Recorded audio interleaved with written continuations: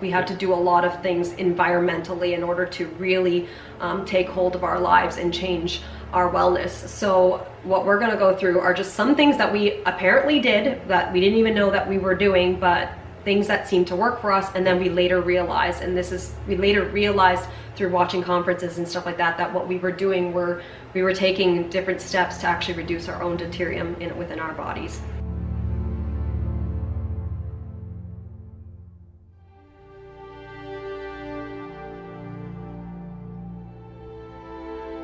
Yeah. So kind of the first one of this was a big one that I started to pay attention to. Was it kind of comes back to, you know, the light that you allow in your environment. So really what we kind of want to do is kind of reset your circadian timing biology, really is what we want to do.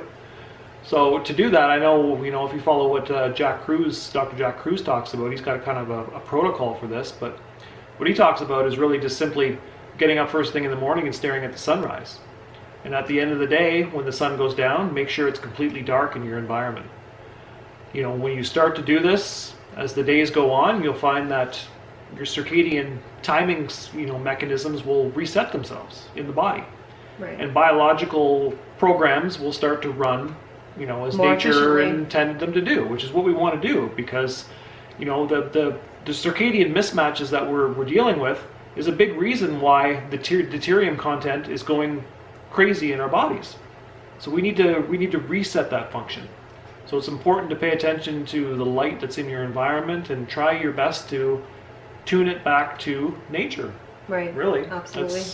That's one of the best approaches that you can do. The next one, this is something I do on a regular basis, which is something that's called deep breathing exercises. So what it is, there's lots of different ways you can do this, but when you start to stimulate the breath and start to play with, you know, oxygen a little bit, when you start to repeat these patterns of breath over and over and over again, it has a way of kind of naturally depleting deuterium. And the reason why is because oxygen will displace deuterium within the body. So then that way, by actually getting more oxygen into the body, you're helping to release some deuterium from the body that way as well. Yeah, so just simple breathing exercises, you can kind of reset yourself in a lot of ways. So. Which is probably why a lot of people are finding a lot of meditation and yoga and a lot of deep breathing exercises, sure. all that kind of, all of that kind of really helping to but helping to manage chronic illnesses and whatnot.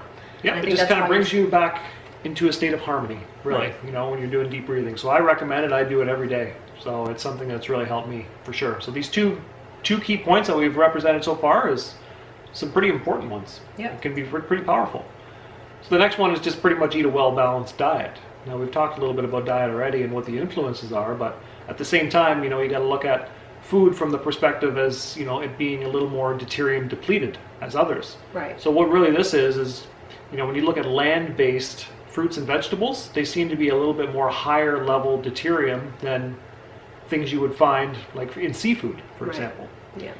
So eating a well-balanced diet, I know that can be tricky, but you know, when you start to eat land plants, you got to be careful because they could be a little bit more high in deuterium. And again, at the same time, you want to kind of match your food to the environment that you're in. Right. So you don't want to start eating, you know, fruits while you're in a climate that's in winter. And the thing about that is that fruit actually, they've done quite a bit of studies on fruit in general, and unfortunately a lot of fruit does have a lot of deuterium, whether it's growing in tropical climates or not. A lot of it is very high in deuterium. And again, this is just because of I don't want to say, because again, deuterium is not a toxin, it's a natural substance, it's just in much higher amounts than we've ever seen it before. So I believe that humans have played a huge role in increasing these deuterium levels. So unfortunately, we've made a lot of fruit at this point unedible at this point because it's so full of deuterium. Again, you could eat some fruit here and there, but putting fruit back into your diet once you've depleted your deuterium levels might be okay as well. But eating a lot of fruit when you are already high in deuterium is only going to add fuel to the fire, especially when you're suffering with inflammation. And as we all know, inflammation lends to a lot of diseases and autoimmune diseases and cancers and stuff like that. So I would say try and stay away from that. There is a lot of vegetables, unfortunately, that fall into this category as well. However, I will include, I think I found 2 websites that went through Some of the foods that tend to have lower deuterium levels, a lot of green leafies tend to have an internal mechanism for reducing deuterium in them, so green leafies might be a little bit better. And then again, seafood, specifically shellfish, tends to be really low in deuterium. Yeah, shellfish is one of the best ones. Yeah, meat again does have low deuterium only if the animal is wild game or if the animal was grass fed, because if the animal was eating grains and stuff like that, wheat tends to have high amounts of deuterium, which is probably why you're seeing such an influx in all these people with gluten allergies. A lot of people think gluten allergies in itself is the major issue, but what they're saying now is that gluten and deuterium sensitivities to these foods are looking very similar and sometimes replicate themselves as like celiac disease in people, which it might not even be the gluten, it could in fact be the deuterium in these wheat products or grain products. For sure. Yeah, the next one, I think we could probably lump sum all these diets in there, would be the ketogenic diet, the paleo diet, and even the carnivore diet. They all have something in common here, which is really fat. Yeah. So if we're eating a diet that's high in fat, when you look at the mitochondria, for example, where your energy production is, the fat that's broken down there through a process called beta oxidation, it actually creates deuterium depleted water as a byproduct of that. So you're kind of using fat as fuel, but at the same time, the byproduct of water it's a deuterium depleted water that you get from that. So it's not a bad thing actually that these diets are actually can be quite helpful in this case. And that's the thing they're saying is that with high fat foods, fat in general doesn't have high amounts of deuterium, which is why we've always been strong proponents of the ketogenic diet and eating high fats. And again, like I said before, like seafoods and stuff like that, is because you want the cells or the mitochondria to hold on to deuterium depleted water. It keeps your cells healthy and vibrant and hydrated. It's when our bodies start to eliminate that deuterium depleted water out of the cell and out of the mitochondria that you start to lose energy back to your environment, and then you're forcing the cell to come to early death and whatnot. So because the other thing about deuterium is if the body is high in deuterium, you're actually going to increase the aging process or speed up the aging process. So in this case, if you want to reverse aging or to look a little bit younger and whatnot, what you also want to do is follow a deuterium depleted diet. And I think that a lot of people have always attributed that to like omega-3s and why they look really good. But it could also be omega-3s and fats are really good for the skin and stuff, but it also is because these things tend to be really low in deuterium, and deuterium will start to not reverse but slow down the aging process. And in some cases they're saying that they think that over time and depending on the depletion that you're able to get, you can somehow reverse certain types of degenerative diseases and therefore aging in itself. And again, I'm gonna say this, and again I think we're gonna get a lot of flack from vegans and stuff like that. I don't think that there is a good plant-based source of omega-3s in what is called the SN2 position. I think the best source that you're going to get, again, we need a lot of DHA because that's primarily what our brains are made up of and our eyes.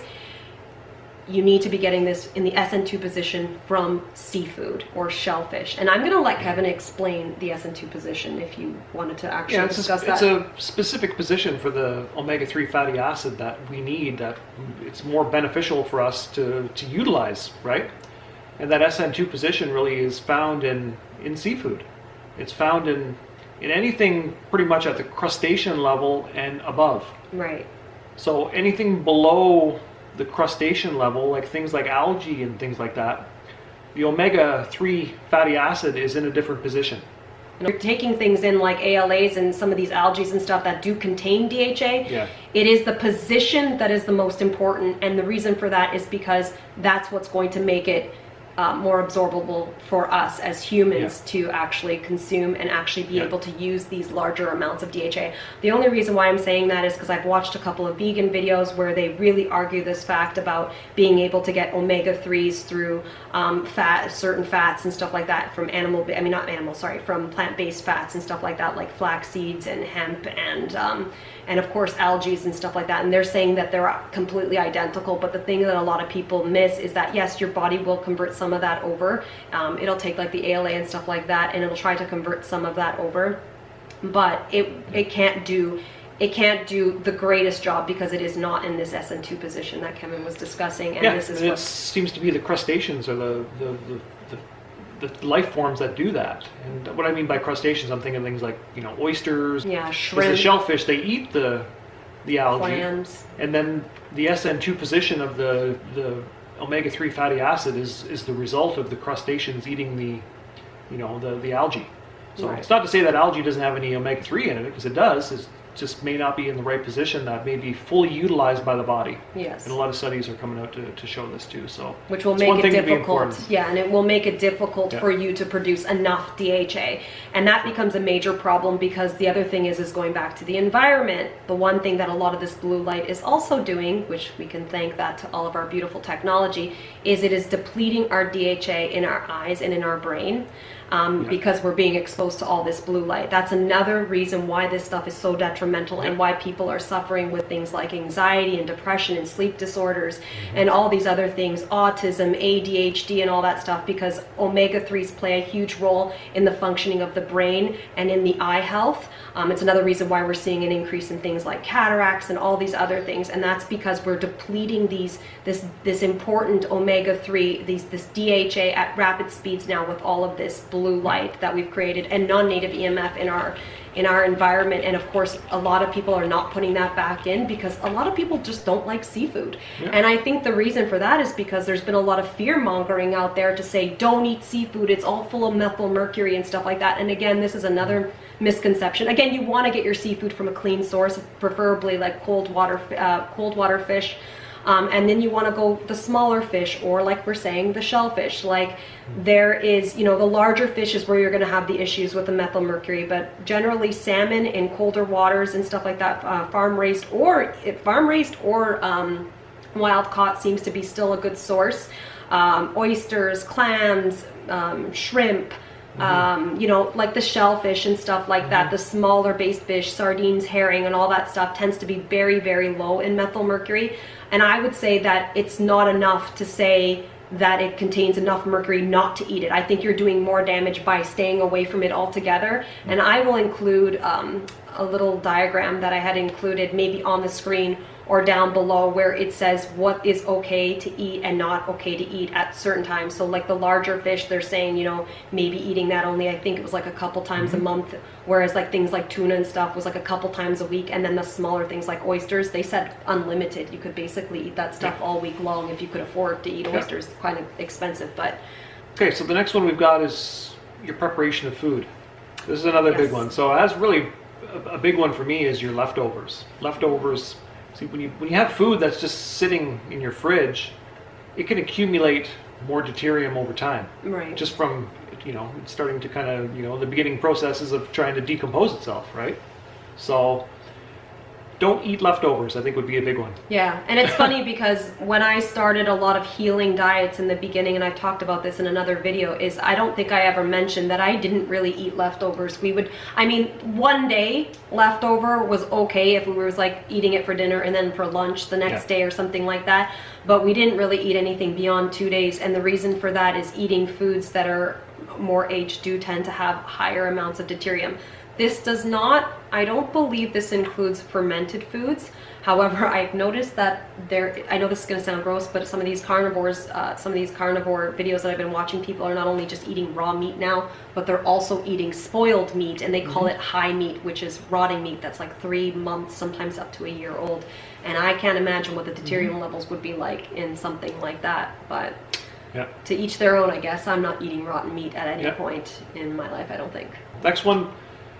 Pay attention to the EMF and your dirty electricity in your environment. I know we haven't really talked too much on this one, but this has a lot to do with the Wi-Fi that's buzzing in your home, the 50-60 hertz power lines that are running through your walls and ceiling, and all these other things. All this electricity that's just buzzing around you all day long has been shown to really influence your deuterium content as well. Yes. So as well as other things like your DNA and the water For sure. and how it Listen, dehydrates the water. It's a big topic, I know. Within It's your a controversial one, but at least we're bringing it up. But it's And it's something it's- we will talk about, because I think, you know, even with our website, if you guys check, Kevin is he will be consulting on EMF remediation in people's homes, because we've done that in our home. Yeah. So if you go to our website and you go under the shop section, if you scroll all the way to the bottom, it'll take you to our sister company, which is Energy Alignment Solutions. Yeah. Sorry, Energy Alignment Solutions, and that's somewhere where you can contact Kevin and you can consult with him on how to eliminate some of this dirty electricity in your home. Yep.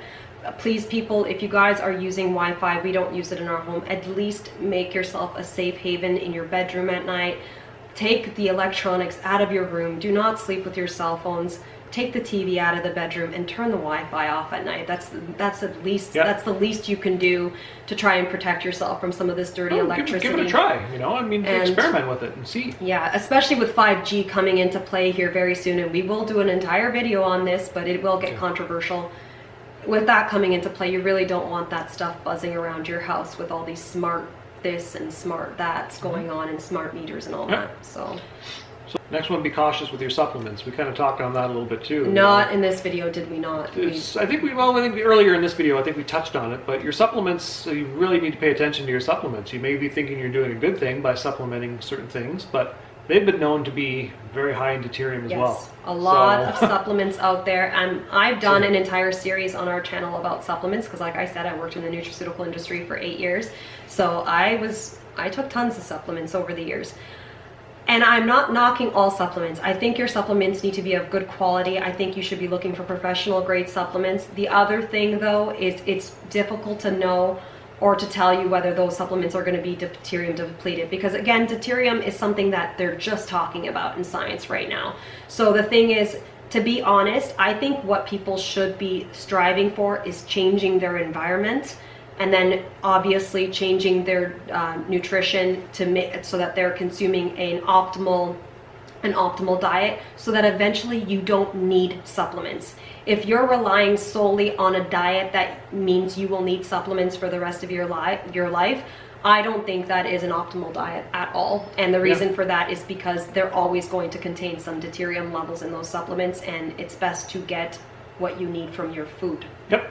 So it's just something to be aware of. It's not like we can tell you what supplements are good and bad. I don't know if really anybody can. Okay, so the next one, drink deuterium depleted water. Well, that seems to be a very popular one right now. It's not as easy to find, and if you do find it, you're probably going to pay a lot of money for it. Yeah, quite costly actually. I think, I didn't even look, but I know that LA clinic, I think they have a link to where you can purchase deuterium depleted water, and it is quite costly.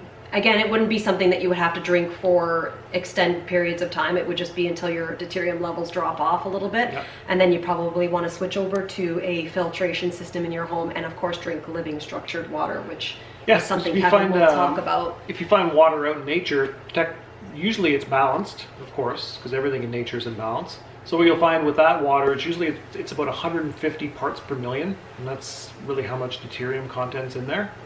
So if you're going to drink deuterium depleted water, you want to find something, significantly lower than that. So I've done a little bit of searching online. I've seen one company that had deuterium depleted water. They were advertising it as 50 parts per million. And it was quite expensive. I think for a case of 12 bottles or something. I don't even really remember what it was, but it was significantly more than what you'd pay for your regular bottled water. Let's put it that way. Yeah, I thought they were like $5 a bottle or something like that, or $7 or something like that. It's not cheap, but that is an option. You Canadian, can do a little Google. A lot of people are really recognizing this, and a lot of companies are actually starting to produce this. So this may be relatively easier to find in the near future. The other one would be light therapy. So when you look at red light therapy, you look at infrared light therapy, these treatments have been known to help with your deuterium content.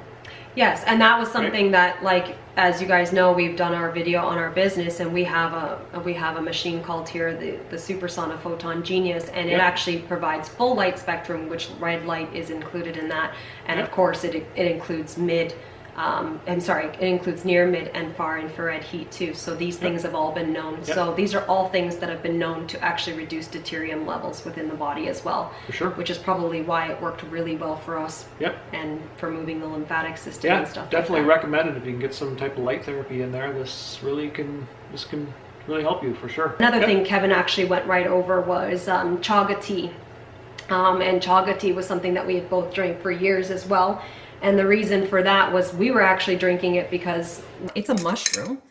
And the medicinal properties behind Chaga, it's a mushroom, but I don't know if you can see that there. It's very strange because it is in fact a mushroom, but it's hard. Like, it's really hard. It almost feels like tree bark as opposed to a mushroom. So what you would want to do is you would want to take, I don't know, like maybe, I think Kevin's been taking like maybe three of those, 3 or 4 chunks of those around that size. And we've been brewing a tea out of it in a slow cooker.